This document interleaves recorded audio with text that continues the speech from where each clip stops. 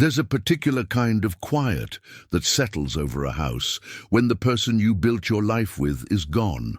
Hank Wallace knew that silence well. 5 winters of eating dinner alone. 5 winters of no one to share the day's small victories or gentle complaints with. At 64, his Iowa farm still demanded the same daily work, but everything felt hollow now. The cattle still needed feeding, the fences still needed mending, but Marlene's laughter no longer filled the kitchen or warmed the cold mornings. December's first snow was falling when he heard scratching at his front door.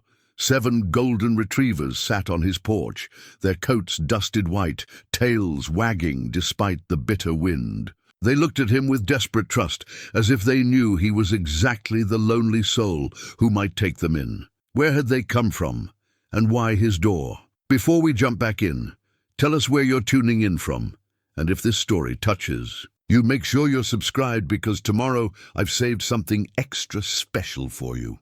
Hank stared at the dogs through the frosted glass of his front door, his hand frozen on the deadbolt. 7 pairs of eyes looked back at him with a patience that spoke of training, of belonging somewhere. The largest one, a male with a graying muzzle, sat perfectly still while snow accumulated on his broad head. The others flanked him like a well-organized delegation, their golden coats shimmering with ice crystals that caught the porch light. He turned the lock and opened the door, just wide enough to step outside. The cold hit his face like a slap, and he realized he'd forgotten his coat in the shock of discovery. The dogs didn't move, didn't rush him or jump up the way strays might. They simply waited, as if they'd been taught that good things came too. Those who showed proper manners.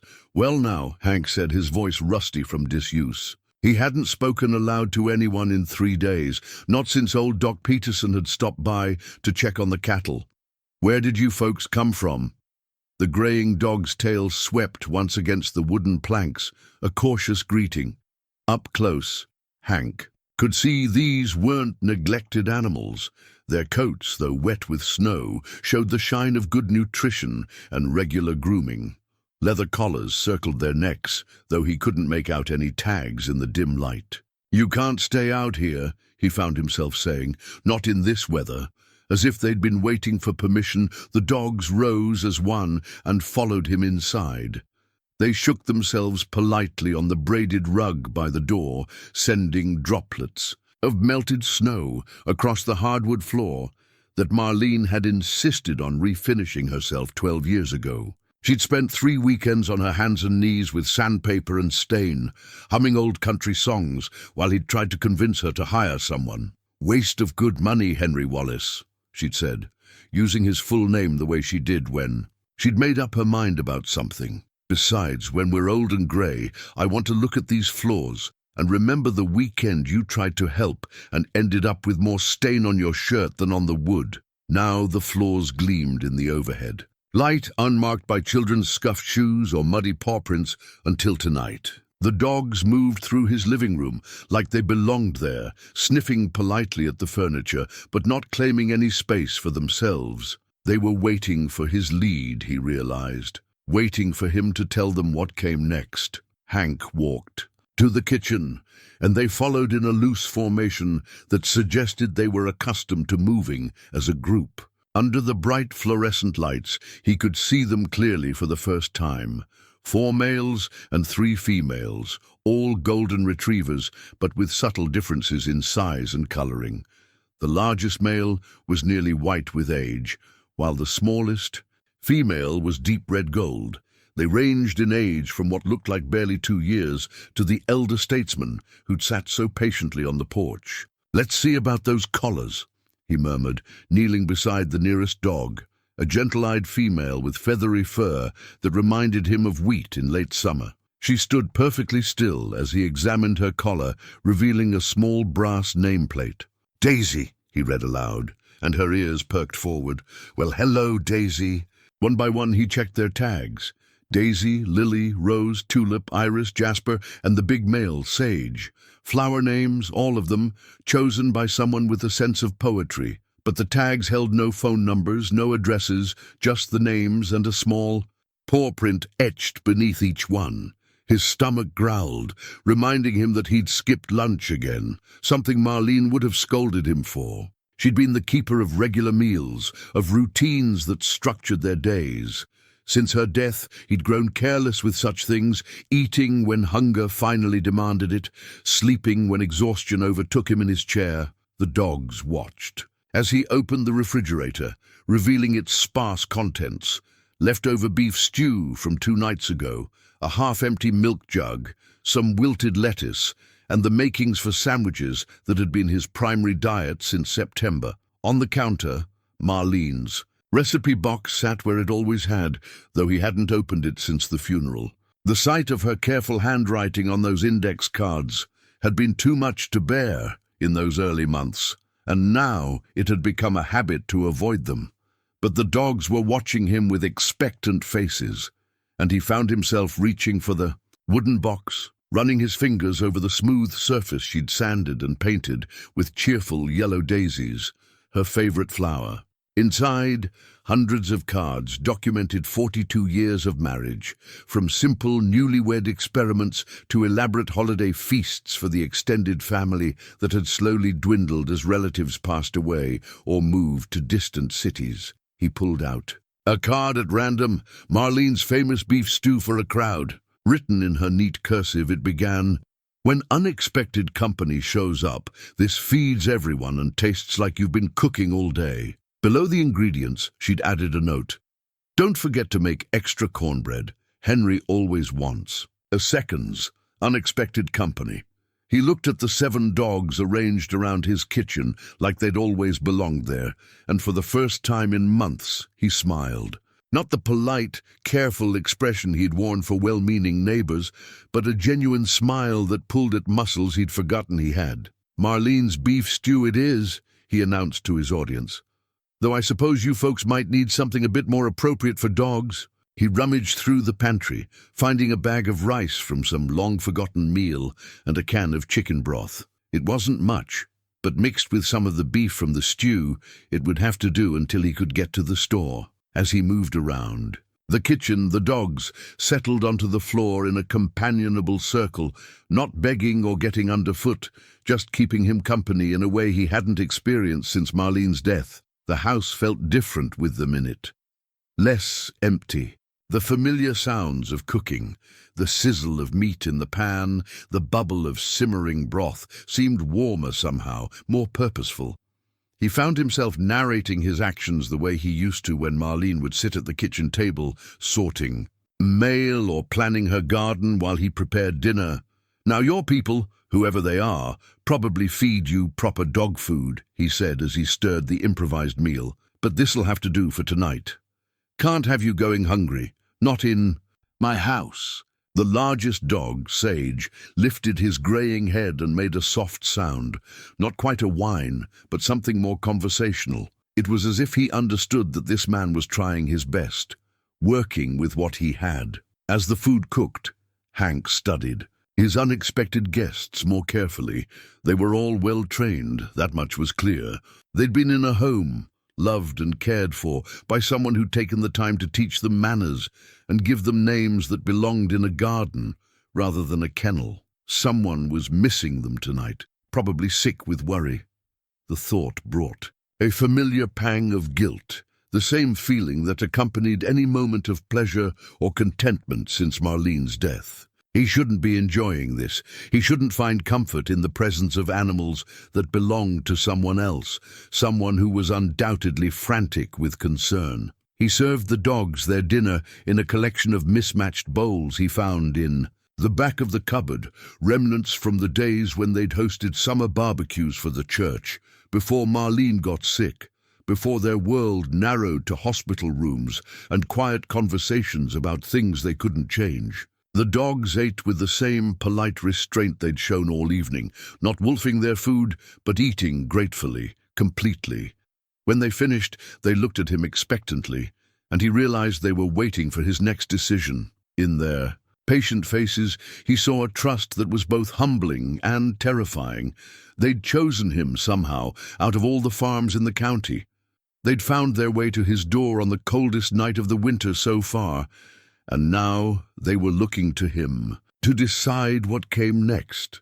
The wind rattled the windows, reminding him of the storm building outside. Whatever brought them here, they couldn't go back out in this weather.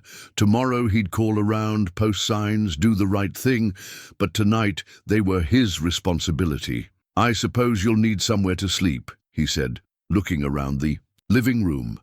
Marlene's favorite blanket still lay folded over the back of her chair, untouched since the morning she'd last used it. Before he could second-guess himself, he pulled it down and spread it near the fireplace. "This'll have to do."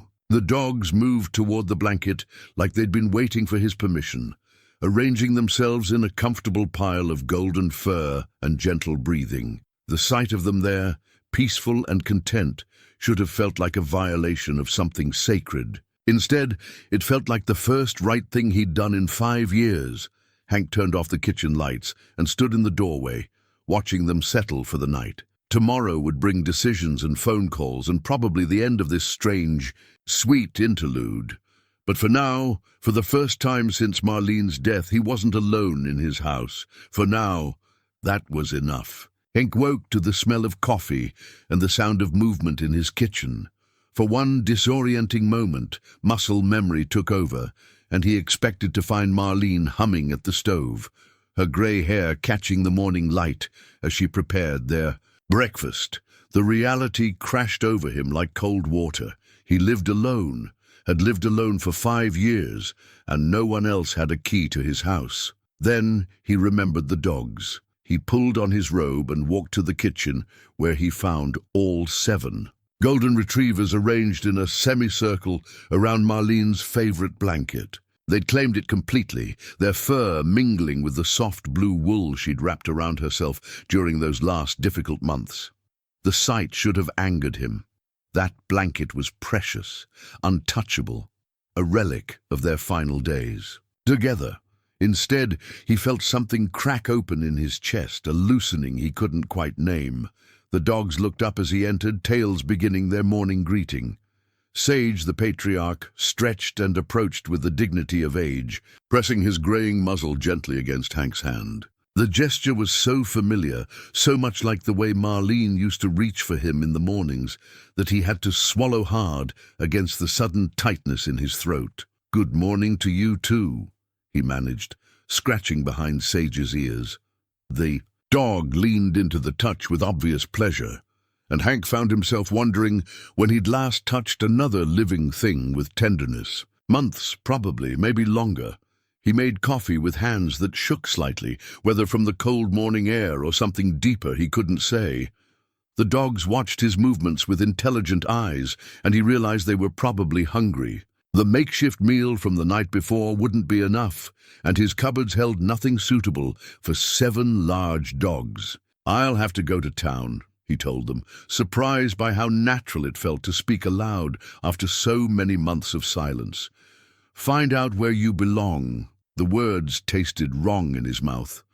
Already, after just one night, the house felt different. With them in it, warmer, less like a museum dedicated to his grief and more like a home where life still happened. But they weren't his dogs, and someone somewhere was probably desperate to find them. He called old Doc Peterson first, the retired veterinarian who'd been caring for animals in the county for 40 years before age and arthritis forced him into reluctant retirement. If anyone would know about missing dogs, it would be Doc. 7 golden retrievers. Doc's weathered voice crackled through the phone line. "That's quite a pack, Hank. Haven't heard anything on my end, but I'll ask around. You sure they're not strays?" Hank looked at the dogs arranged around his living room, like they'd been placed there by a careful decorator. Lily was delicately cleaning her paws, while Rose dozed in a patch of sunlight near the window. Jasper and Tulip were engaged in what looked like a gentle wrestling match that involved no actual conflict, just playful positioning for the warmest spot on the rug. "They're not strays," he said with certainty. "These dogs know Love Duck. Someone's missing them." But even as he said it, a selfish part of him hoped that someone might not be found too quickly. After hanging up with Doc, he called the sheriff. "Sir, office, the animal shelter in Cedar Rapids, and left messages with 3 other veterinary clinics in the area. Each conversation felt like a betrayal of the quiet companionship he'd discovered in his kitchen that morning, watching 7 patient faces follow his every movement as if he were the most interesting thing in their world. The guilt was familiar. The same feeling that crept in whenever he caught himself enjoying something, a particularly beautiful sunset, a good meal, the satisfaction of work well done. How could he find pleasure in anything when Marlene was gone? How could he welcome these dogs into their space, let them sleep on her blanket, when doing so felt like letting go of something precious? He dressed for town, pulling on the heavy coat Marlene had given him 3 Christmases ago. The dogs watched his preparations with growing excitement, recognizing the signs of an impending adventure. When he reached for his truck keys, 4 of them were already at the door, tails wagging, with hopeful expectation. "Not all of you," he said, then felt foolish for explaining himself to dogs. But Sage tilted his head with such obvious understanding that Hank found himself continuing. "Truck's not big enough. Besides, someone needs to watch the house." He chose Daisy, Rose, and Jasper for the town trip, partly because they seemed the most outgoing, and partly because leaving all 7 felt too much like abandonment. The other 4 accepted his decision with grace, settling back onto Marlene's blanket as if guarding it were an honor they'd been entrusted with. The drive to town usually passed in silence, broken only by the radio if he remembered to turn it on. Today, with 3 dogs in his cab, Daisy riding shotgun with the dignity of a long-time passenger, Rose and Jasper sharing the bench seat, the truck felt alive with possibility. Daisy pressed her nose to the window, watching the familiar landscape. Roll by with the interest of someone seeing it for the first time. Miller's feed store was his first stop, both for dog food and information. Harry Miller had run the place for 20 years and knew every pet owner in a 30-mile radius. If 7 golden retrievers had gone missing from anywhere in the county, Harry would have heard about it. But Harry shook his grey head when Hank described his visitors. "Haven't heard hide nor hair of any missing dogs," he said, scratching his beard thoughtfully. 7 golden retrievers. That's not something you misplace, you know. That's a significant investment, both financial and emotional. Whoever they belonged to would be raising holy hell by now. Hank bought premium dog food, bowls, and a bag of treats he told himself were temporary necessities.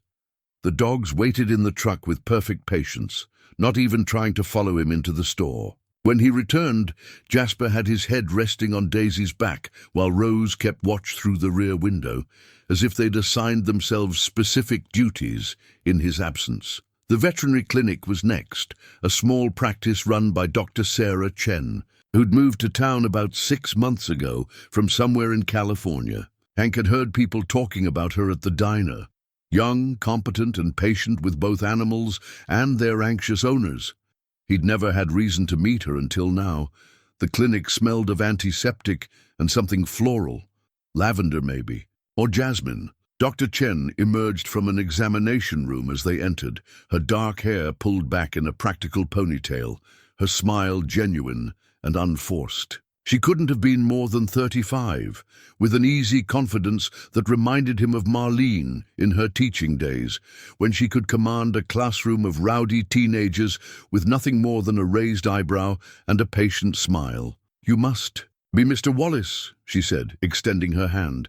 "I've heard wonderful things about your farm from Doc Peterson, and these must be your mystery guests." The dogs responded to her with immediate acceptance, allowing her to examine their collars and check their general condition while Hank explained the circumstances of their arrival. Her hands were gentle and sure as she ran them over their coats, looking for signs of illness or neglect. "They're in excellent health," she concluded.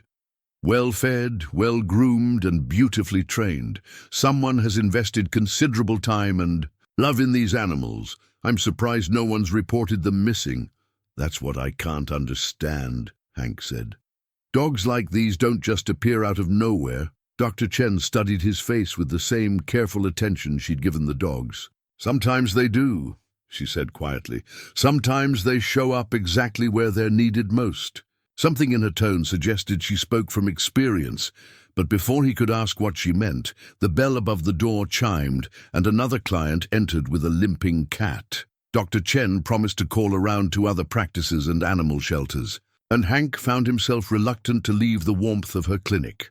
On the drive home, with 3 contented dogs and a truck bed full of supplies, Hank tried to sort through the tangle of emotions in his chest. Relief that no one had claimed the dogs, guilt for feeling that relief, and underneath it all, a growing fear that this interlude of companionship would end before he was ready to be alone again. The house welcomed them back with the scent of wood smoke and the warm glow of afternoon light through windows that had seemed perpetually dim for months.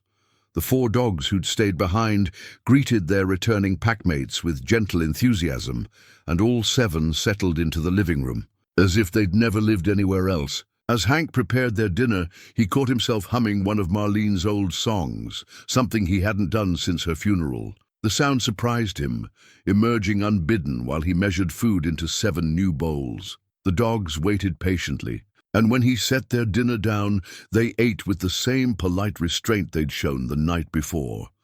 After dinner, they arranged themselves around Marlene's blanket again, and this time Hank didn't feel the sharp pang of violation. Instead, he saw what might have been her intention all along, that something she'd loved should continue to provide comfort, even if not in the way she'd originally planned. For the second night, he wasn't alone in his house. For the second night, that was enough. 3 days passed without word from anyone about missing dogs. Hank found himself settling into routines he hadn't known he was capable of anymore. Morning walks around the property, with all 7 dogs trailing behind him like a golden parade. Afternoon training sessions where he discovered they already new commands he'd never taught them. Evening conversations over dinner where he told them stories about the farm while they listened with the attention of devoted students. On the 4th morning, he made a decision that surprised him. Instead of calling more shelters or posting more flyers, he walked to the old workshop behind the barn and opened the door for the first time since Marlene's funeral. Dust motes danced in the shaft of winter sunlight that fell across his grandfather's workbench, illuminating tools that hadn't been touched in 5 years. He found what he was looking for in a wooden box beneath a stack of project plans Marlene had drawn up for flower beds that never got planted. The dog whistle was carved from cherry wood, smooth from years of handling by 3 generations of Wallace men. His grandfather had whittled it during the long winter of 1943, when rationing made store-bought whistles impossible to find and the farm dogs still needed training. Hank held it up to the light, remembering the stories his father had told about the old man's way with animals. "Dogs know an honest heart," Grandpa Wallace used to say. "Treat them with respect and consistency, and they'll follow you through fire." Outside, the dogs were exploring the barn with careful curiosity, sniffing around corners and investigating. Stalls that had once housed milk cows, Sage supervised their exploration like an elderly professor leading a field trip, occasionally issuing soft sounds that seemed to communicate boundaries and expectations to the younger dogs. Hank put the whistle to his lips and blew a gentle note. 7 heads turned in perfect unison, ears alert, and eyes bright with attention. He felt a thrill of connection that reminded him of the early days with Marlene, when they'd communicated in looks and gestures that required no explanation. "Come," he called, and they moved toward him as one, not running but walking with purpose, their formation loose but coordinated. When they reached him, they sat without being asked, arranging themselves in a natural semicircle that suggested this was not their first time responding to a whistle command. The training sessions that followed revealed just how well-educated his temporary guests really were. They knew the basic commands, of course, but also more sophisticated instructions. Wait, gentle, quiet, and what appeared to be a complicated routine involving specific positions and movements that looked almost like a dance. Whoever had trained them had done so with patience and creativity, building not just obedience but genuine partnership. Dr. Chen arrived unexpectedly that afternoon, her small Honda crunching through the gravel drive while Hank was working with the dogs in the side yard. She called earlier to say she had no luck finding their owners, but he hadn't expected a house call. She emerged from her car carrying a veterinary bag and wearing the kind of thick sweater that suggested she'd learned to dress for Iowa winters despite her California origins. "I hope you don't mind me stopping by," she said, her breath forming small clouds in the cold air. "I wanted to check on your guests, make sure they're adapting well to the change." The dogs greeted her like an old friend, tails wagging and bodies wiggling with pleasure. She knelt in the snow to accept their attention, laughing as Lily attempted to lick her face while Tulip nosed at her pockets for potential treats. "They seem happy," she observed, standing and brushing snow from her knees. "How are you holding up?" 7 dogs is a lot of responsibility, especially when you're not sure how long you'll have them. It was a gentle question, but Hank heard the professional concern beneath it. He supposed he must look different than he had just a few days ago. He'd been showering regularly, eating proper meals, even changed out of the same flannel shirt he'd been rotating through for weeks. "They're good company," he said simply, not ready to examine too closely what these animals had brought into his life. "Easier than I expected." Dr. Chen nodded, as if she understood something he hadn't said. "Dogs have a way of giving us what we need sometimes before we know we need it. Would you mind if I examined them properly? I'd like to make sure they're all healthy, maybe see if they're microchipped." The examination took place in his kitchen, with each dog submitting patiently to Dr. Chen's gentle probing and listening. She was thorough but efficient, and Hank found himself watching her hands as much as the dogs. There was something soothing about the way she moved, confident but never hurried, treating each animal as an individual worthy of her full attention. "No microchips," she announced when she'd finished with Jasper, the youngest of the group. "That's unusual for dogs this well-trained and obviously valuable. Most responsible owners would have them chipped by now." "What does that mean?" Hank asked, though he suspected he already knew the answer. "It could mean several things," Dr. Chen said carefully. "They could be from an older owner who didn't believe in microchipping. They could have been gifts that the recipients didn't follow through on registering, or," she paused, studying the dogs who were now arranged around his kitchen like they'd been placed there by a careful hand. "Or what? Or they were placed with you deliberately, by someone who knew exactly what they were doing."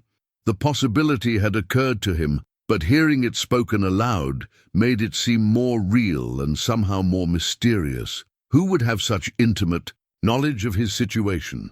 Who would have access to 7 beautifully trained golden retrievers and the conviction that he needed them? "That seems unlikely," he said, though his voice lacked conviction. Dr. Chen gathered her equipment, but she didn't seem in any hurry to leave. She accepted his offer of coffee and sat at his kitchen table, the same spot where Marlene used to, sort through seed catalogues and plan her gardens.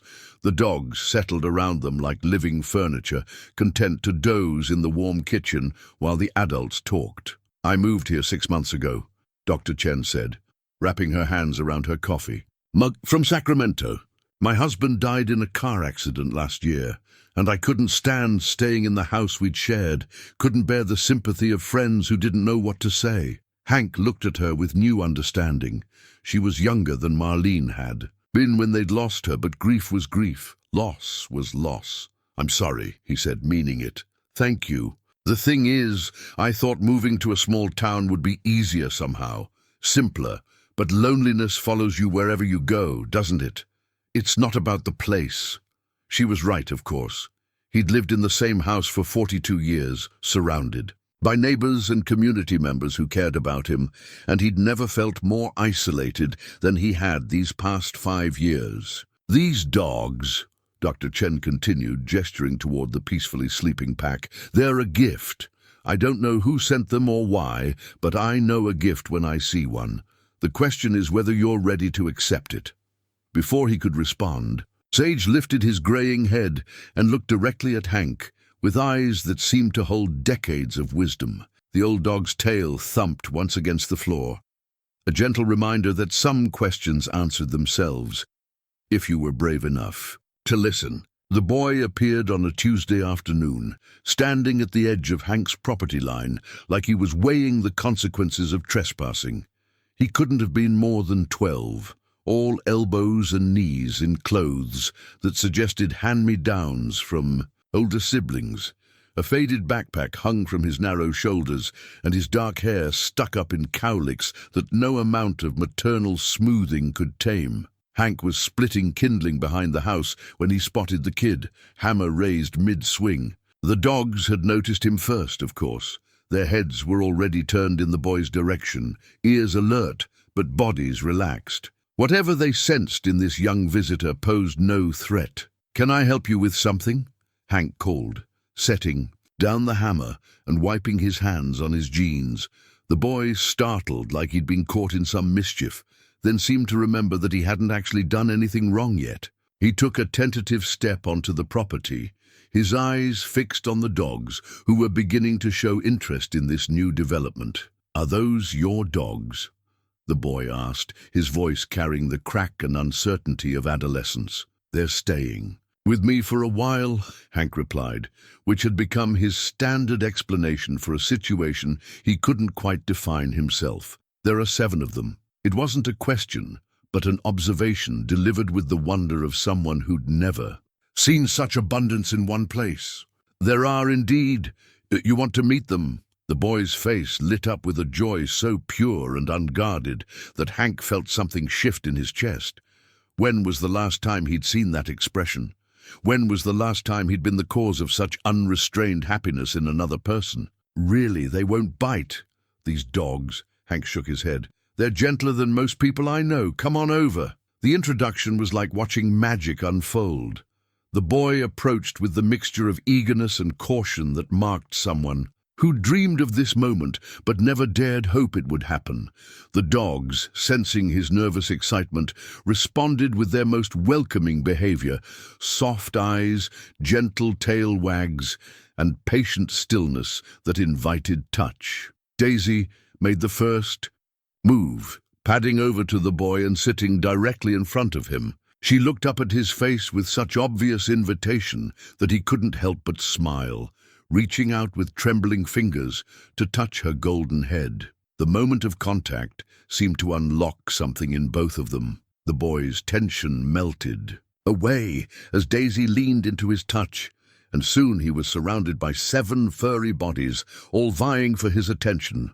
"I'm Tommy," he said, his voice muffled by the dog fur he was buried in. "Tommy Morrison. We live about a mile that way." He gestured vaguely east, though his hands were too occupied with petting to point with any precision. "Hank Wallace. And these are, well, they have names, but I suspect you'll want to come up with your own." Tommy's head popped up from the sea of golden fur, his eyes bright with possibility. "I can name them. You can call them whatever you like while you're here. Their real names will stick, but there's no harm in having nicknames." For the next hour, Hank watched as Tommy systematically got to know each dog, testing their personalities and assigning them names that reflected his 12-year-old perspective on the world. Sage became Chief because of his obvious leadership, a role. Rose was rechristened Sunshine for her habit of seeking out warm patches of light. Jasper earned the name Buddy simply because he seemed determined to be Tommy's new best friend. "I never had a dog," Tommy admitted as they sat on the porch steps, surrounded by contentedly panting animals. "Mum says they're too much work, and Dad says we can't afford the vet bills. But I've always wanted one. Just one, you know.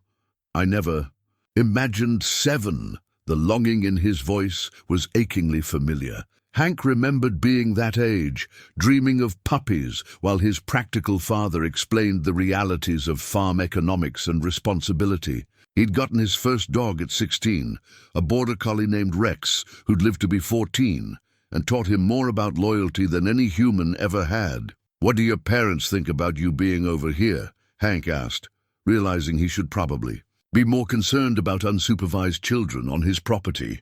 Mom works until 5 at the insurance office, and Dad's on the road most of the week. I usually just go home and watch TV until they get back." Tommy shrugged with the matter-of-fact acceptance of a child accustomed to entertaining himself. But this is better than TV. It was an arrangement that probably would have worried Marlene, who'd spent 30 years teaching middle school students and understood their need for supervision and structure. But Hank found himself saying, "Well, you're welcome here any time. The dogs seem to like you, and they're good judges of character." Tommy's smile could have powered the county for a week. Over the following days, the boy became a regular fixture on the farm. He arrived each afternoon as the school bus disappeared down the county road, backpack bouncing as he jogged across the field that separated their properties. The dogs would sense his approach before Hank could see him, their ears pricking forward and tails beginning the welcoming dance that marked Tommy's arrival as the highlight of their day. Hank discovered that having a child around changed his perspective on everything. Suddenly, he was seeing his farm through 12-year-old eyes, noting the places where a curious kid might get into trouble, thinking about interesting facts to share about the animals and equipment, remembering what it felt like to find wonder in ordinary things. Tommy was hungry for knowledge and attention in equal measure. He asked endless questions about farming, about dogs, about life in general, and seemed to absorb every answer like he was storing them for future reference. He helped with chores without being asked, his small hands surprisingly capable when it came to filling water bowls and measuring dog food. But more than that, he brought energy to the farm that had been missing for years. His laughter rang out across the yard when Tulip tried to carry a stick too big for her mouth. His excited chatter filled the silence during evening chores. His natural affection for the dogs reminded Hank what it looked like to love without reservation or fear. One afternoon, as they worked together to teach Iris a new trick, Tommy looked up at Hank with serious eyes. "Do you think their real owners will come back for them?" It was the question Hank had been avoiding for 2 weeks. "Now, I don't know," he said honestly, "but if they do, we'll make sure the dogs are ready to go home happy and healthy. And if they don't?" Hank looked around at his property, seeing it through the eyes of 7 dogs and 1 boy who'd brought it back to life. The answer came easier than he'd expected. "Then I guess they'll have found their home." Tommy grinned and threw his arms around Buddy's neck, and for the first time in 5 years, Hank could imagine his future extending beyond the next meal, the next chore, the next empty evening. With Tommy's laughter echoing across the yard and 7 golden retrievers sprawled in the afternoon sun, the farm felt like it was remembering how to be alive again. The names came to him while he was reading Marlene's garden journal, something he'd avoided opening for 3 years, but felt drawn to now as winter deepened and the house filled with life again. Her handwriting flowed across the pages in careful cursive, documenting seasons of planning and planting, of failures and successes, of the small miracles that happened when you paid attention to growing things. "Plant the daisy bed closer to the kitchen window," she'd written in March of their final spring together. "Want to see them bloom while I'm cooking breakfast for my Henry?" Below that, in different ink that suggested a later edition, "Roses need more space this year. They're teaching me about expansion. How beautiful things require room to flourish." Hank closed the journal and looked at the 7 dogs arranged around the living room in their evening positions. Each had claimed a specific spot that seemed to suit their personality perfectly. It occurred to him that Marlene would have loved this, would have seen the poetry in a pack of golden retrievers finding their places in the home she'd spent decades making beautiful. "You know what?" he said aloud, and 7 pairs of ears turned toward him with practiced attention. "You deserve proper names, real names that belong here." He started with the largest, the graying patriarch who'd sat so patiently on his porch that first snowy night. "Sage," he said, and the dog's tail swept once across the hardwood floor, a gesture of approval that made Hank smile. The name fit imperfectly, suggesting wisdom and the silvery green color of the herb Marlene had grown in her kitchen garden. The others followed naturally, their new names arising from memories of flowers Marlene had loved and tended. Daisy for the faithful female who'd been first to accept his touch. Rose for the red-gold beauty who sought out sunny spots with the persistence of her namesake reaching toward light. Lily for the delicate one with the gentle spirit. Iris for the regal female who carried herself with quiet dignity. Tulip for the playful youngster whose energy reminded him of spring bulbs pushing through winter earth. And Jasper, he kept that name because it suited the young male's steady, dependable nature, solid as the stone he was named for. Dr. Chen's visits had become a weekly routine, officially to check on the dog's health, but increasingly feeling like the comfortable visits of a friend. She arrived the next afternoon, carrying a thermos of soup and wearing the easy smile that suggested she looked forward to these stops as much as he did. "You look different," she observed, as they settled at the kitchen table while the dogs dozed. Around them in companionable clusters, more settled somehow. Hank considered this. It was true. The constant low-level anxiety that had been his companion for 5 years had eased into something calmer. He slept better with the dogs in the house, their peaceful breathing a counterpoint to the winter wind. He ate more regularly, motivated by their scheduled mealtimes. Most surprisingly, he'd begun looking forward to tomorrow in a way he'd forgotten. Was possible. "They've brought routine back," he said. "Structure. I'd forgotten how much I missed having something depend on me." "More than that," Dr. Chen said quietly. "You're allowing yourself to care again. That's not easy after loss." She spoke with the authority of someone who understood the weight of those words. In their conversations over the past weeks, she'd shared pieces of her own story. The sudden phone call that changed everything, the months of numbness that followed, the decision to leave California because staying felt impossible. "How did you know when you were ready?" Hank asked. "To start over, I mean." "I'm not sure I was ready," she admitted, stirring her soup thoughtfully. "I think readiness is something you discover in the doing, not something you wait to feel. One day you wake up and realize you've been living again without noticing when it started." Through the window, they could see Tommy in the side yard, working patiently with 3 of the dogs on what appeared to be an elaborate game of his own invention. His breath formed small clouds in the cold air, but his cheeks were flushed with joy rather than discomfort. The sight of him there, so naturally part of the farm's daily rhythm, filled Hank with a contentment he'd almost forgotten existed. "That boy has found his calling," Dr. Chen observed. "Have you seen how the dogs respond? To him, it's like they're speaking the same language." It was true.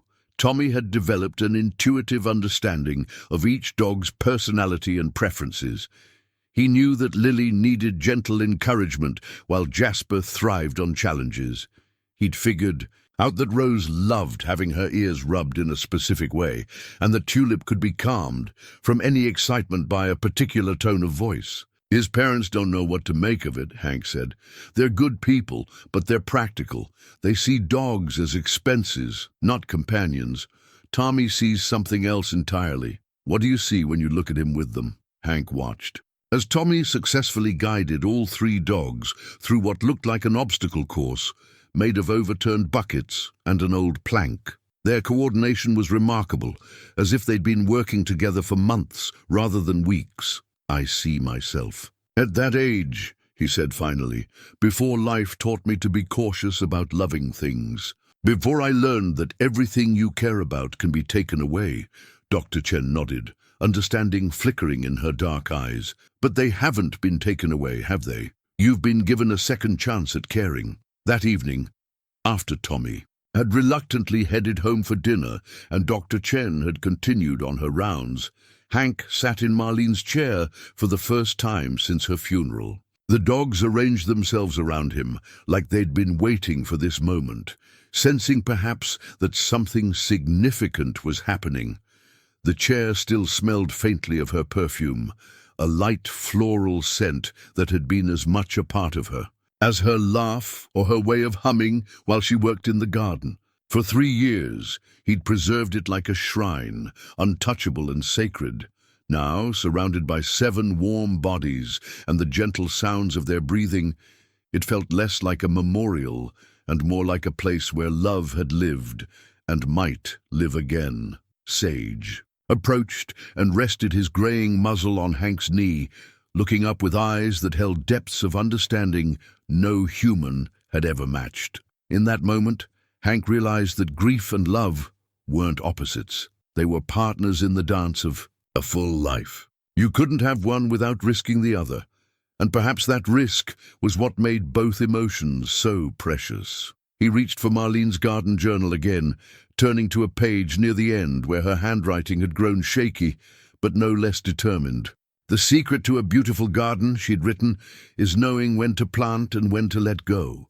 Seeds need darkness to grow, but they also need someone to believe in their potential for light. Outside, snow began falling again, each flake catching the porch light like tiny promises. Inside, surrounded by the gentle chaos of 7 dogs settling in for the night, Hank felt something he'd thought was lost forever.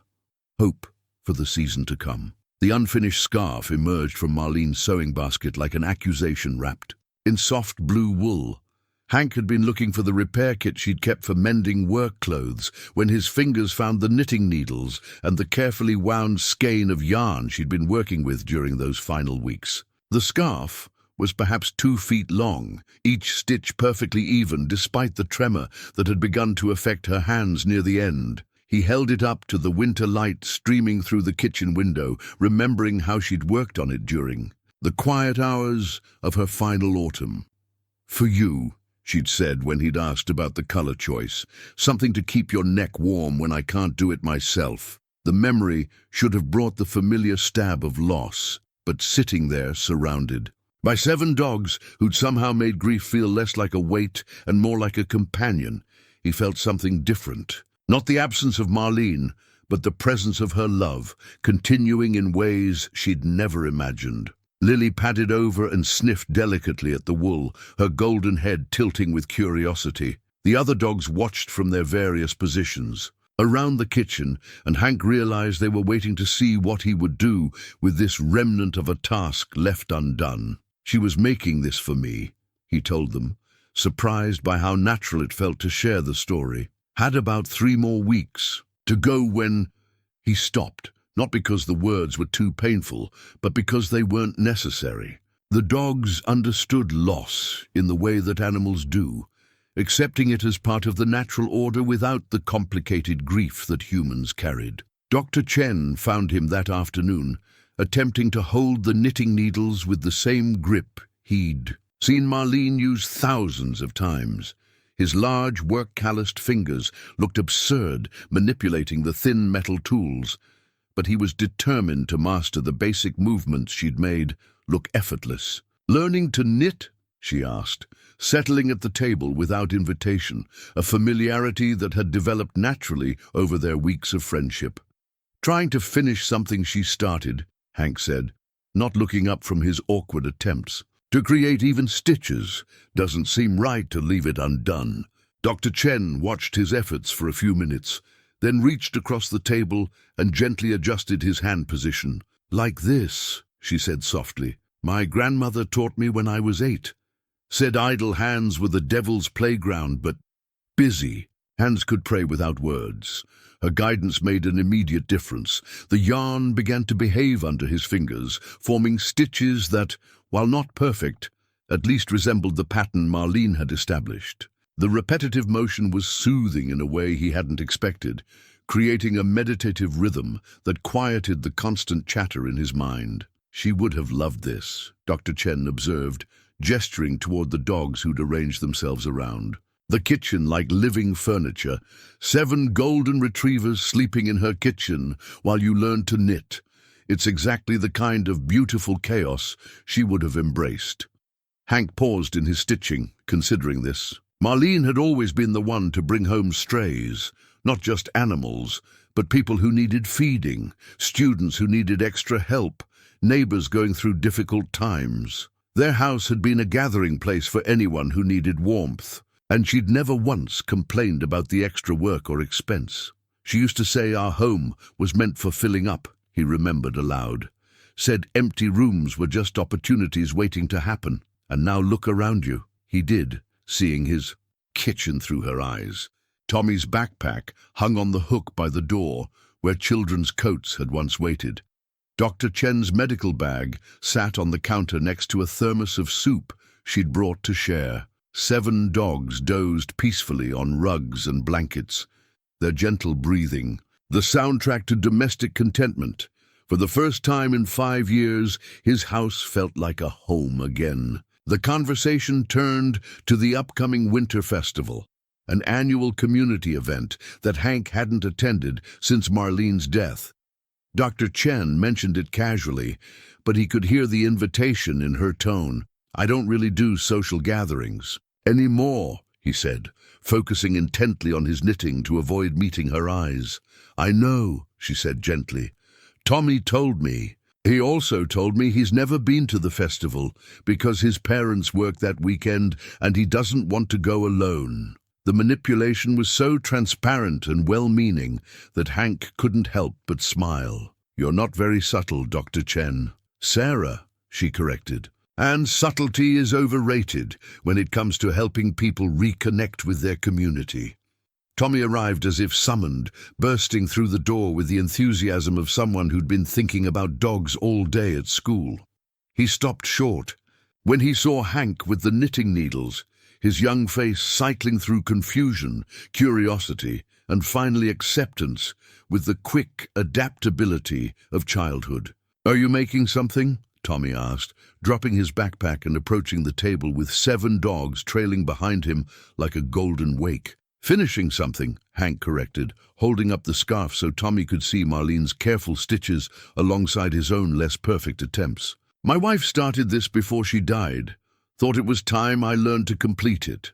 Tommy studied the scarf with the serious attention he gave everything that mattered to Hank. She must have been really good at this, he said, running his finger along the even stitches that marked Marlene's work. These are perfect. She was good at lots of things, Hank said. This was just one of them. Will you teach me? The question came out in a rush, as if Tommy had been thinking about it since. He walked in. I mean, if you learn how to do it right, could you teach me? I think it looks peaceful. Dr. Chen met Hank's eyes across the table, her expression warm with understanding. Here was another opportunity disguised as a request, another chance to fill the empty spaces with purpose and connection. I suppose we could learn together, Hank said carefully, though I'm not much of a teacher. You taught me about taking care of dogs, Tommy pointed out with 12-year-old logic. And you taught me how to fix the gate latch and how to tell when Rose is getting ready to play. You're a good teacher, Mr. Wallace. You just don't talk as much as the ones at school. That evening, after Dr. Chen had left and Tommy had reluctantly headed home, Hank continued working on the scarf while the dogs dozed around him. Each stitch was a small act of completion, a way of honoring not just Marlene's final project, but the care she'd put into preparing for his future without her. The wool was soft between his fingers, and he could almost feel her presence guiding. His hands, showing him how to maintain the tension that would keep the fabric even and strong. In the quiet kitchen, with 7 dogs breathing peacefully and the scarf growing slowly under his careful attention, he understood something Marlene had tried to tell him in those final weeks. Love didn't end with death.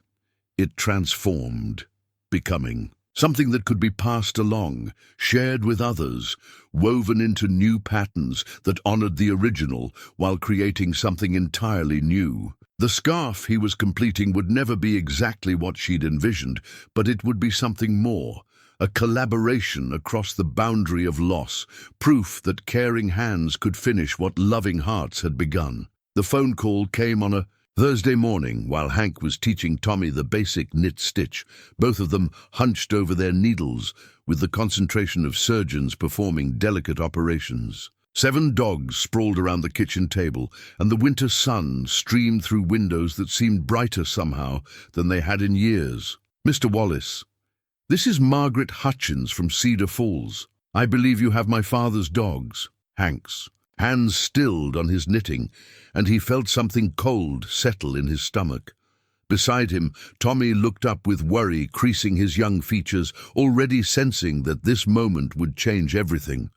"Your father's dogs," Hank managed, though he'd known this call would come eventually. Had dreaded it and hoped for it in equal measure for weeks now. 7 golden retrievers. They belonged to my father, Earl Hutchins.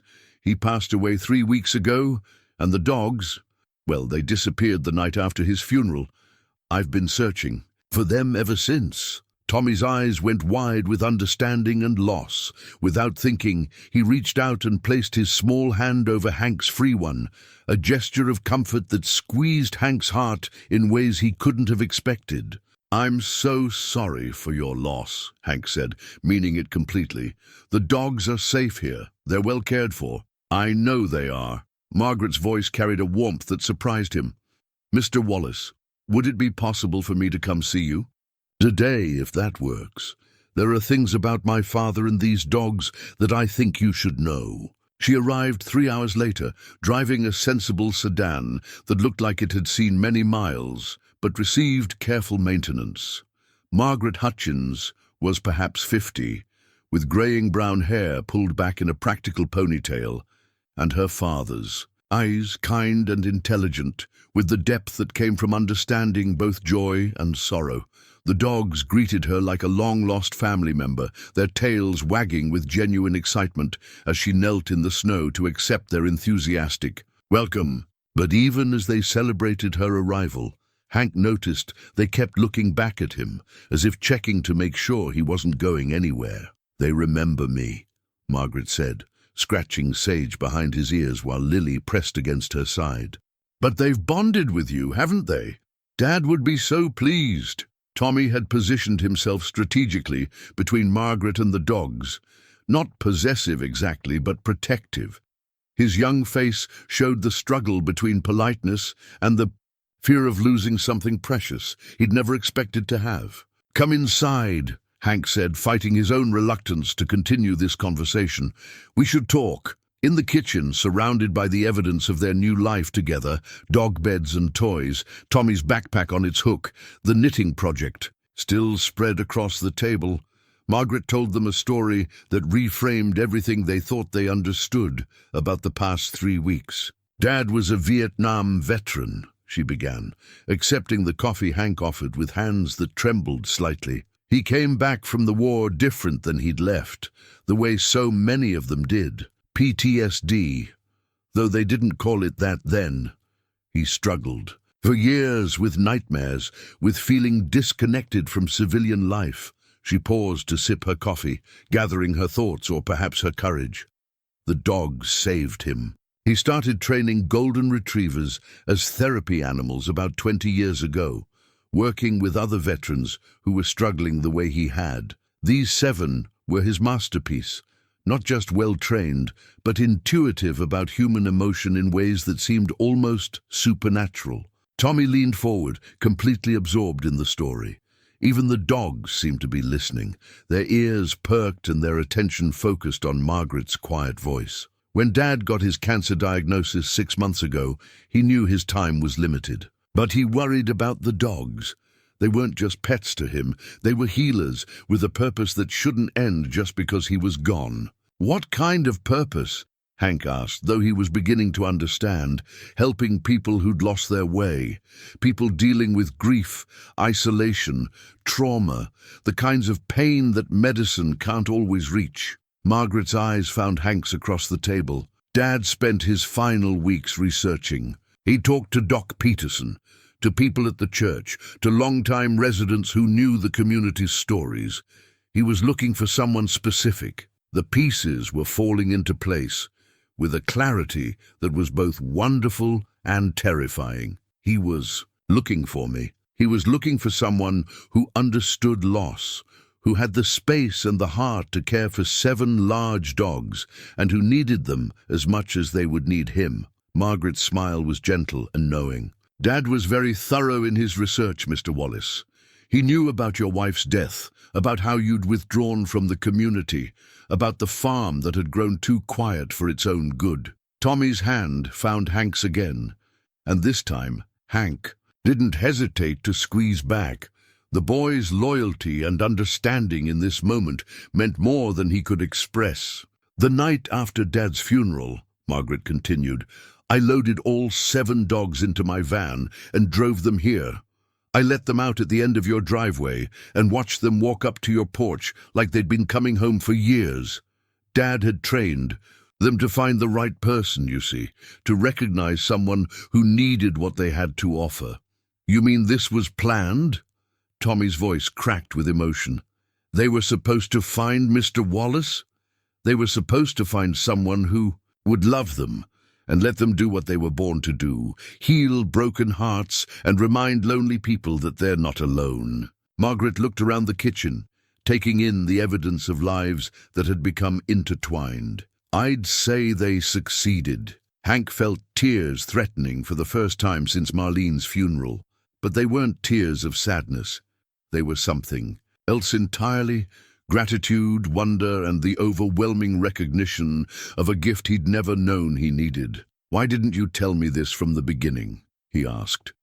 "Because Dad said the healing had to be real, not manufactured. If you'd known. They were placed with you deliberately. You might have seen them as a burden or a charity case. This way, you got to discover what they could bring to your life naturally." Margaret reached into her purse and pulled out a manila envelope, thick with papers. "Dad's will specifies that the dogs should go to someone who proves they can care for them and who needs them in return. There's money for their care, enough to cover food and veterinary bills for years. And there's this." She handed him a letter in an envelope marked with his name in an unfamiliar but steady handwriting. Inside, Earl Hutchins had written a message that spoke directly to the heart of a man he'd never met, but somehow understood completely. "Mr. Wallace," the letter began, "if you're reading this, it means my dogs found you and you found them. They're trained to recognize grief and respond. Do it with the patience and love that only animals can provide. I hope they've brought you some measure of peace, as they brought me. These dogs are my legacy, but they're also my gift to you. Don't think of this as charity. Think of it as one old soldier helping another through a different kind of war. Loneliness is its own battle, and nobody should have to fight it alone. Take care of them and let them take care of you. And if you ever have the chance, pass along the kindness to someone else who needs it." That's how healing works, not in isolation, but in connection, with respect and understanding, Earl Hutchins. Tommy was crying now, tears of relief and joy streaming down his cheeks as the reality sank in. The dogs weren't going anywhere. They belonged here, had always belonged here, chosen this place and this man through a process more deliberate and loving than random chance could ever provide. Margaret stood to leave, but not before pressing another envelope into Hank's hands. "The legal papers," she said. "Everything you need to make it official. Dad would want you to know that this isn't temporary, Mr. Wallace. These dogs are yours for as long as you want them." As her car disappeared down the driveway, Hank sat in, his kitchen surrounded by 7 golden retrievers who watched him with eyes full of love and purpose. Tommy leaned against his shoulder, and together they looked at the knitting project that had somehow become a symbol of completion and new beginnings. "Mr. Wallace?" Tommy's voice was soft with wonder. "Do you think your wife would have liked Mr. Hutchins' plan?" Hank thought of Marlene's garden journal, her belief in planting seeds and trusting them to grow, her conviction that love multiplied rather than diminished when it was shared. He thought of her final words about making sure he didn't spend the rest of his life alone. "I think she would have loved it," he said, and knew it was true. The letter from Earl Hutchins sat on the kitchen table for 3 days, read and reread, until Hank could recite whole passages from memory. Each time he looked at it, he felt the weight of responsibility settling more firmly on his shoulders, not the burden of caring for 7 dogs, but the privilege of continuing something meaningful that had begun long before his own grief. Margaret's revelation had changed everything and nothing. The dogs were still the same companions who'd learned the rhythms of his days, still greeted him each morning with tails wagging and eyes bright with anticipation. But now their presence carried the weight of intention. the knowledge that they'd been specifically chosen and trained for this moment, this purpose, this man who'd needed healing more than he'd been willing to admit. Tommy had thrown himself into learning everything he could about therapy dogs, checking out books from the school library, and pestering Dr. Chen with questions during her visits. His 12-year-old mind had grasped something the adults were still processing. These weren't just pets, they were professionals, and their work was far from finished. "Look at this," Tommy said, spreading a library book open on the table next to Hank's knitting. "It says therapy dogs can sense changes in heart rate and blood pressure. They know when people are sad or anxious before the people even realize it themselves." Hank looked up from the scarf, which had grown considerably in the days since Margaret's visit. His stitches were becoming more even, more confident, creating a fabric that somehow managed to honor Marlene's careful beginning while clearly showing where his hands had taken over the work.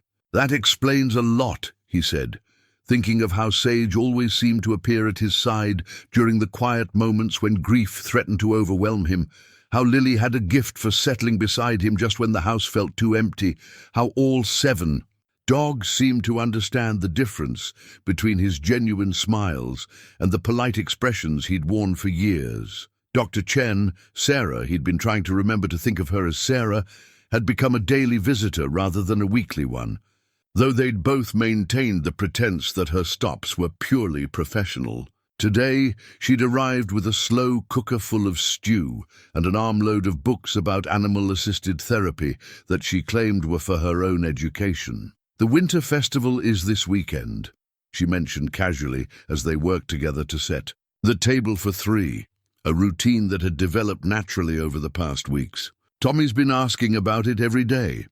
"Tommy asks about lots of things," Hank replied, though he knew where this conversation was heading.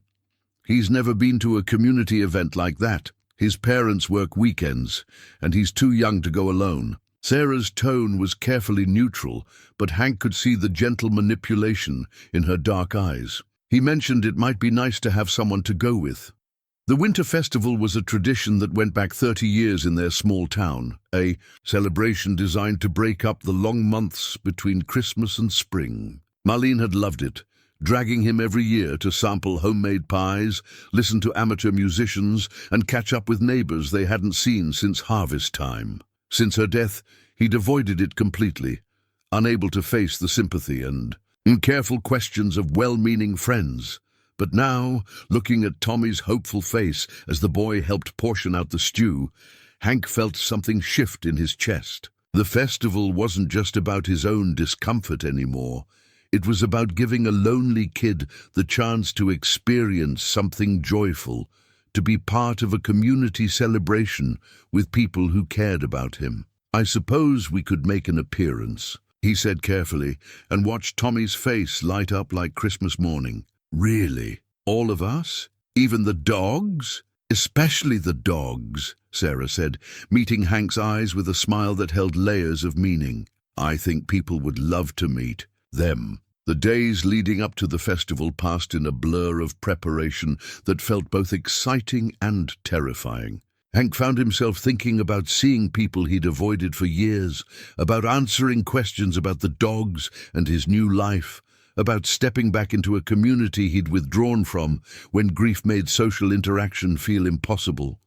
But more than that, he found himself thinking about Marlene's wedding ring, which still hung on a chain around his neck, hidden beneath his shirts like a talisman against moving forward. He'd worn it every day since her funeral, a physical reminder of promises made and love that felt too precious to risk replacing. Now, as he watched Tommy teach the dogs a new trick and listened to Sarah's laughter filling his kitchen, he wondered if keeping the ring so close was honoring Marlene's memory or imprisoning it. She'd never been the kind of woman who would want her love to become a barrier to future happiness. On Thursday evening, Sarah stayed later than usual, helping him finish the scarf that had become their shared project. Her hands were smaller and more deft than his, and she'd taken over the final complicated edge that required skills he hadn't yet mastered. "There," she said, holding up the completed scarf as the dogs watched from their evening positions around the kitchen. "It's beautiful, Hank. She would be proud." The scarf was beautiful, a soft blue that would indeed keep his neck warm through the remaining weeks of winter. But more than that, it was proof that unfinished business could be completed with care and patience, that love could be honored through action rather than just memory. "Thank you," he said quietly, "for everything, for the help, for the visits, for—" He gestured around the kitchen, trying to encompass all the ways her friendship had helped transform his life. "Thank you," she replied, "for letting me be part of this, for giving me a place to belong to." The words hung in the air between them, acknowledgement of something that had been growing for weeks, but never spoken aloud. They'd both been lonely, both been dealing with loss in their own ways, both found healing in the daily rhythms of caring for 7 dogs and 1 enthusiastic boy. Tommy burst through the door at that moment, his timing impeccable as always, his arms full of poster board and markers.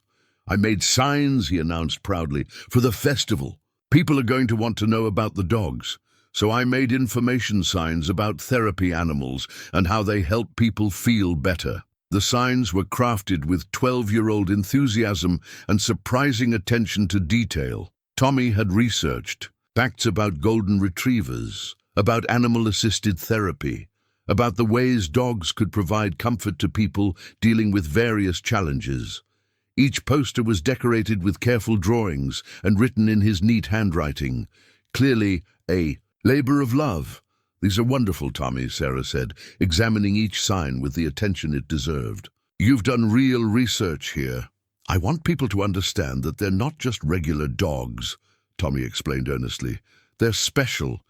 They have a job to do, and they're really good at it." Looking at the boy's eager face, at Sarah's warm smile, at 7 dogs who'd somehow known exactly where they needed to be, Hank felt the last of his resistance to the festival crumble. This wasn't about his discomfort or his grief anymore. It was about stepping forward into a life that honored both his past with Marlene and his future with these new people who'd become family. That night, alone in his bedroom for the first time in days, Hank took Marlene's wedding ring from the chain around his neck and held it up to the lamplight. The simple gold band caught the illumination, throwing tiny rainbows against the wall, and he could almost hear her voice telling him what she'd tried to say during those final weeks. "You can't live in the past forever, Henry," she'd whispered during one of their last conversations. "Promise me you won't spend the rest of your life alone. Promise me you'll find reasons to be happy again." He'd promised, of course, though at the time he couldn't imagine how such a thing might be possible. Now, with 7 golden retrievers, sleeping peacefully downstairs, and the prospect of tomorrow's festival filling him with nervous anticipation rather than dread, he understood what she'd been trying to tell him. Love didn't diminish when it was shared. It multiplied. Honoring her memory didn't require isolation. It required living fully enough to justify the gift of time he'd been given. The ring belonged in her jewelry box now, not because he loved her less, but because he finally understood how to love her properly, by embracing the life she'd wanted him to have. Friday morning dawned clear and cold, perfect weather for a winter festival. As Hank prepared breakfast for his unusual family, he felt something he hadn't experienced in years. Excitement about the unknown, anticipation for what the day might bring, confidence that whatever happened, he wouldn't face it alone. The dogs sensed his mood and responded with increased energy, as if they understood that something significant was approaching. Tommy arrived earlier than usual, practically vibrating with enthusiasm, his poster boards carefully protected in a borrowed artist's portfolio. "Are you ready for this, Mr. Wallace?" Tommy asked, bouncing on his toes while the dogs milled around him in excited circles. Hank looked around his transformed kitchen, at the boy who'd become like a grandson to him, at the breakfast table set for 3, at 7 golden retrievers who taught him that home was something you built rather than something you preserved. "I think I am," he said, and for the first time in 5 years he meant it completely. The community center buzzed with the kind of energy that only small-town gatherings could generate.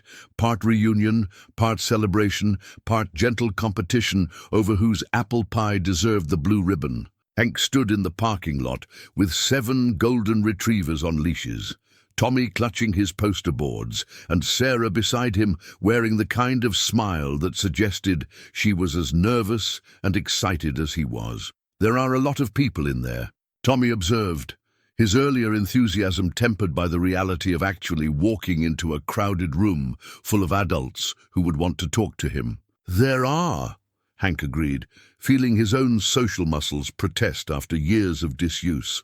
"But they're good people, Tommy. They knew your grandparents, they know your parents, and they're going to be very impressed with what you've learned about these dogs." The doors opened, and Mrs. Henderson from the church emerged, her eyes widening as she took in the sight of Hank Wallace, who hadn't attended a community event in half a decade, standing with 7 magnificent golden retrievers, and what appeared to be his own small entourage. "Hank Wallace, as I live and breathe," she said, her voice carrying the particular tone of someone who'd been praying for this moment for years. "And who are these beautiful creatures?" Within minutes, they were surrounded. Words spread through. The festival with the speed that only small towns could manage.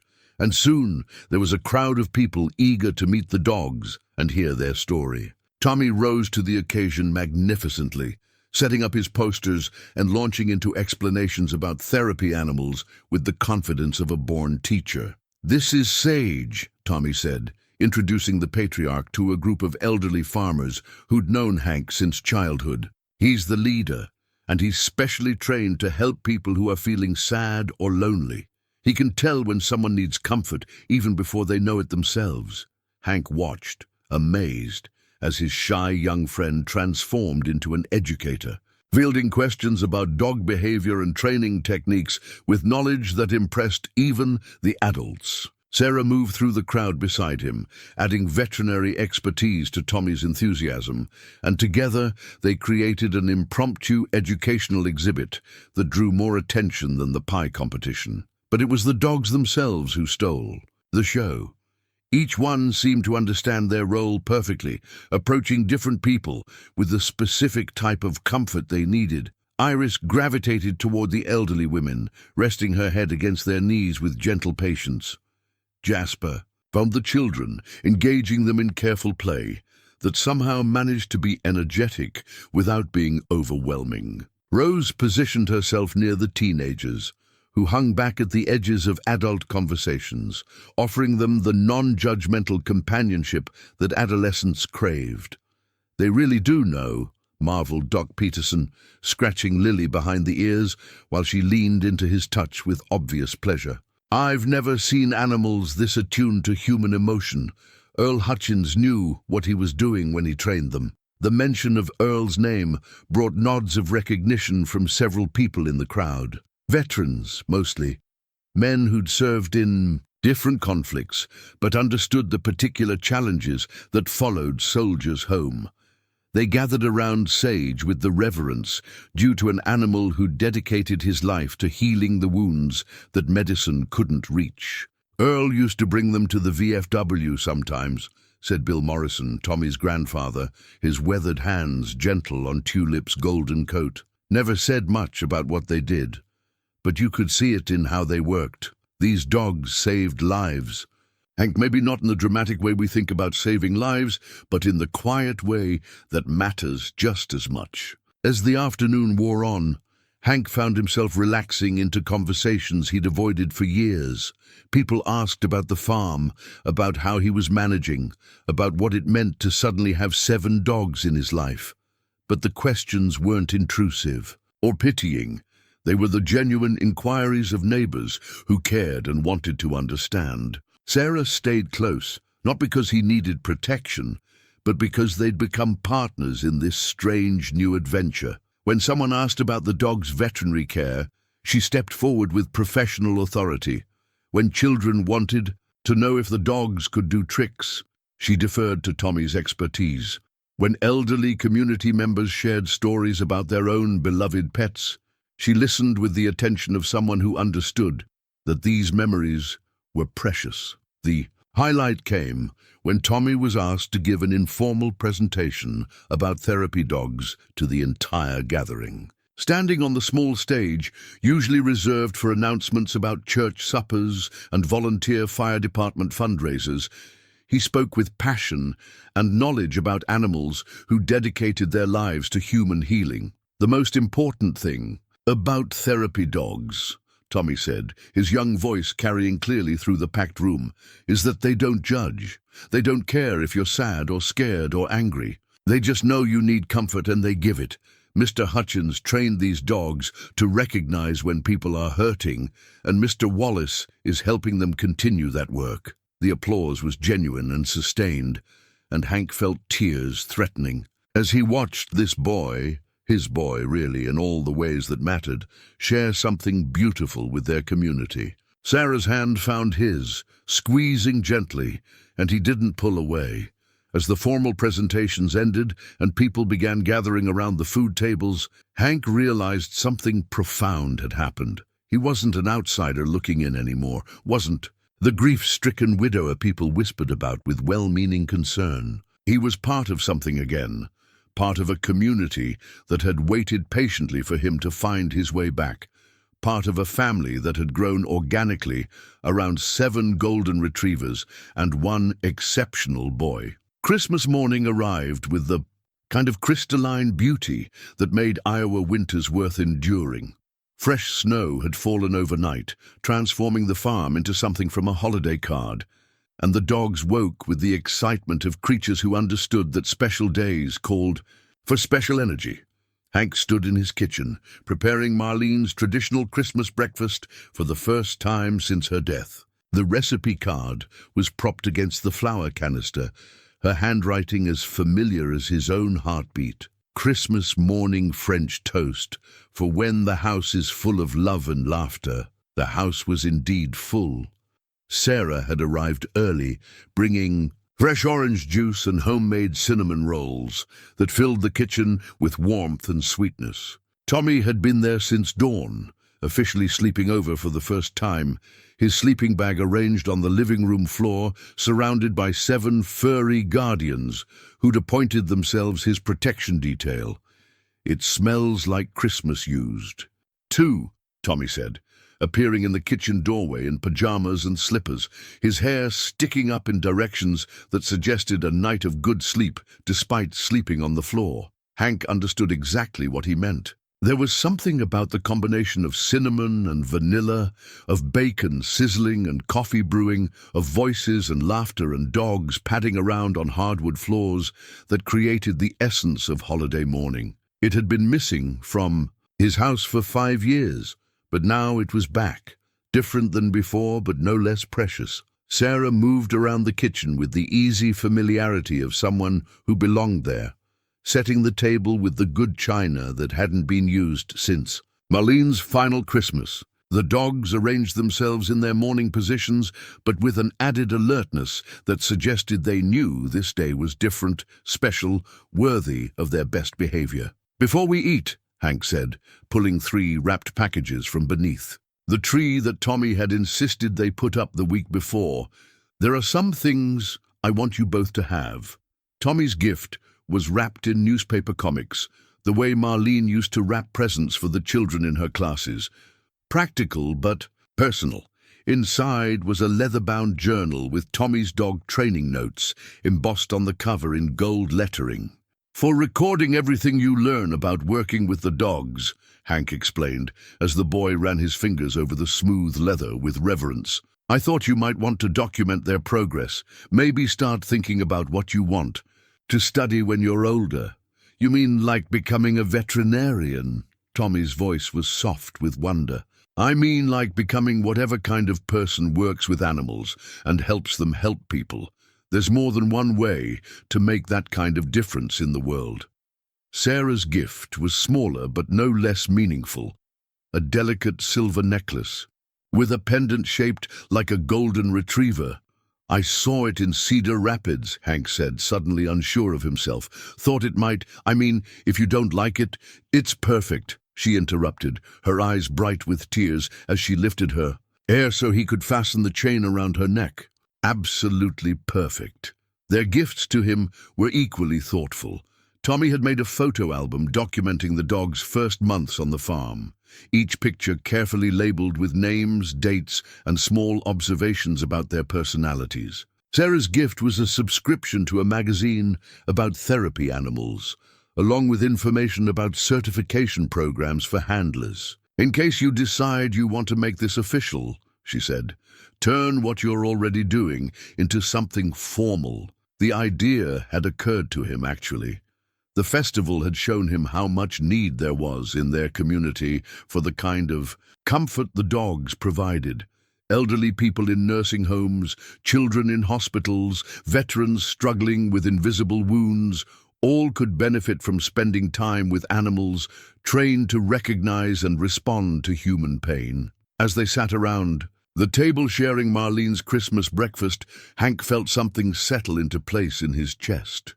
This was his family now, not a replacement for what he'd lost, but an addition to what he'd been given. Sarah's quiet strength complemented his steady reliability. Tommy's enthusiasm balanced their adult caution. The dogs provided the thread that wove them all together into something stronger than the sum of their individual parts. After breakfast, they moved to the living room where the dogs had arranged themselves around the Christmas tree like living ornaments. Tommy sprawled on the floor among them, already writing in his new journal, documenting something he'd observed about Rose's behavior that morning. Sarah curled up in Marlene's chair, a transition that felt natural rather than jarring. With a veterinary text she'd been meaning to read, Hank settled onto the couch and, without conscious decision, pulled out his phone and held it at arm's length. "Come on," he called to his unlikely family. "Let's get a picture." They gathered around him. Sarah and Tommy, 7 golden retrievers, all of them smiling or panting or looking directly into the camera with the contentment of creatures who knew exactly where they belonged. When he looked at the photo afterward, Hank saw not the documentation of a single Christmas morning, but proof that love really could multiply, that hearts really could expand to hold more than they'd ever thought possible. It was the first picture he'd taken in 5 years, and it would become the first of many. Spring arrived that year with the kind of dramatic transformation that made winter's hardships seem like distant memories. The Iowa countryside exploded into green, and Hank's farm, which had felt like a museum for so long, buzzed with the activity of living things making plans for the future. The wooden sign appeared on a Tuesday morning in May, crafted by Tommy. During his shop class, with the careful attention to detail that marked all his projects now. The Wallace family farm, established 1987, renewed 2023, it read, the letters burned into weathered oak with professional precision. Below that, in smaller script, home of Earl's golden therapy dogs. "I asked Mum if I could change my last name," Tommy announced as they installed the sign at the end of the driveway. 7 golden retrievers, supervising the work with the dignity of foreman overseeing an important construction project. "She said I'm a Morrison and that's important, but she doesn't mind if people think of me as honorary family." Honorary family. The phrase settled into Hank's heart with the satisfaction of puzzle pieces finding their proper places. That's what they'd all become over the winter months, not related by blood or law, but connected by something deeper and more deliberate. Sarah's Honda was parked in the driveway more often than it was in town now, though they maintained separate residences with the careful respect of people who understood that the best relationships developed naturally rather than being forced. She'd taken over the spare bedroom during her frequent overnight stays, and her medical journals mingled with his farming magazines on the kitchen table in a way that suggested permanence without demanding it. The dogs had settled into their roles as therapy animals with the professionalism Earl Hutchins had trained into them. Twice a week, Hank loaded them into a borrowed van and drove to the Veterans Affairs Hospital in Cedar Rapids, where Sage and his pack worked their quiet magic with men and women who understood trauma in ways that didn't require explanation. Wednesdays found them at Sunrise Manor, bringing comfort to elderly residents whose faces lit up at the sight of golden fur and gentle eyes. Tommy had become their unofficial coordinator, maintaining detailed records of each visit, tracking which dogs worked best with which patients, noting improvements in mood and engagement that couldn't be measured in medical charts but mattered just as much. His dream of becoming a veterinarian had expanded into something more comprehensive. He wanted to study animal psychology, to understand the science behind what Earl had taught through intuition and experience. "Mrs. Patterson asked for Lily specifically this week," Tommy reported over dinner on a Thursday evening in June, consulting his careful notes. "She says Lily knows when her arthritis is acting up and comes to sit beside her chair before she even realizes she's in pain. Dogs understand more than we give them credit for," Sarah said, sharing a look with Hank that spoke of private conversations about the mysterious ways animals could sense changes in human health. "There are studies about dogs detecting seizures, heart attacks, even certain types of cancer. What Earl trained these dogs to do isn't magic. It's applied intelligence." The garden that year was Marlene's design, brought to life with Sarah's botanical knowledge and Tommy's enthusiastic labor. They'd planted everything she'd sketched in her journal: the daisy bed by the kitchen window, the climbing roses that would eventually cover the south wall of the house, the herb garden that would provide fresh flavoring for years of shared meals. As Hank knelt in the rich Iowa soil, his hands working compost into flower beds, while 7 dogs dozed in the shade, and Tommy and Sarah debated the proper spacing for tomato plants, he felt the presence of his wife not as absence, but as continuation. She would have loved this, would have delighted in Sarah's quick mind and gentle humor, would have spoiled Tommy with the attention she'd never been able to give to children of her own, would have been endlessly entertained by the dogs' individual personalities and their devotion to their work. The blue scarf he'd finished that winter hung on a peg by the kitchen door now, not as a shrine to the past, but as a practical reminder that some projects were worth completing, that love could be honored through action rather than just memory. He wore it on cold mornings, feeling the warmth of wool that carried the essence of 2 pairs of hands, 2 different kinds of devotion woven together into something both beautiful and useful. On a particularly warm evening in late July, as fireflies began their nightly dance across the pasture and the dogs sprawled contentedly on the porch after a day of therapy visits, Sarah made an observation that had been building for months. "You know what Earl would say if he could see this place now?" she said, her head resting on Hank's shoulder as they watched Tommy attempt to teach Jasper a new trick that involved jumping through a hula hoop. "What's that?" Mission accomplished. It was true. The farm that had felt empty and purposeless for 5 years now hummed with meaning. Children from town rode their bikes out to visit the dogs, practicing reading aloud to patient golden retrievers who listened to every word. Veterans stopping by to share coffee and stories about their own struggles found understanding without judgment. Elderly neighbors discovered that a Tuesday afternoon visit could lift spirits that had been flagging since the previous week. Most importantly, Hank himself had rediscovered what it meant to wake up with purpose, to go to bed tired, from meaningful work, to believe that tomorrow would bring opportunities to make a difference in someone else's life. The loneliness that had defined his existence for half a decade had been replaced by something he'd never expected to feel again: gratitude for the gift of another day. As summer deepened toward harvest season, the Wallace family farm stood as proof that second chances could arrive in the most unexpected packages, that healing was possible at any age, and that sometimes the greatest gifts came disguised as 7 golden retrievers who appeared on your porch during the first snow of winter, carrying with them the wisdom to know exactly where they belonged. In his evening prayers, a practice he'd resumed after years of angry silence, Hank thanked God for Earl Hutchins' foresight, for Sarah's friendship, for Tommy's enthusiasm, and For 7 dogs who'd taught him that love really did multiply when it was shared.